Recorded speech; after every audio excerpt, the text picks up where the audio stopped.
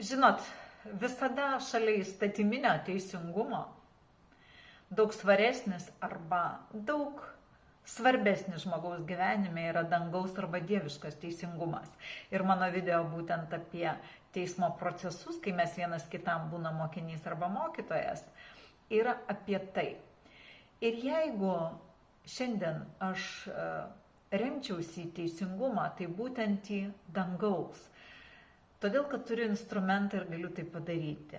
Jūs, jeigu neturite, aš galiu jums padėti.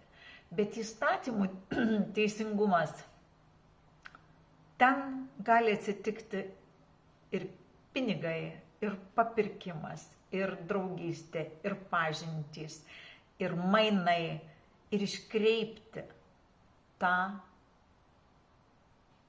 dievišką teisingumą.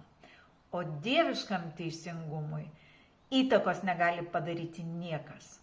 Tik jūs, būdami savo rodiklių pliuse arba pozityve.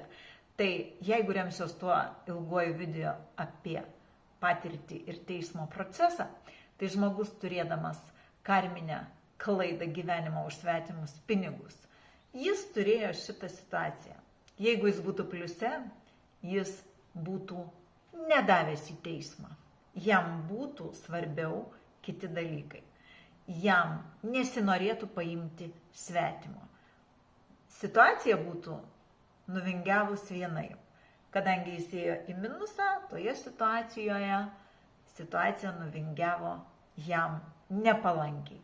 Todėl čia ne burtai, čia yra aišku, kada bus situacija ir su kuo ji bus susijusi. O kaip jūs patys pasielgsit? Gavę informaciją, spręsit patys. Tai ačiū Jums.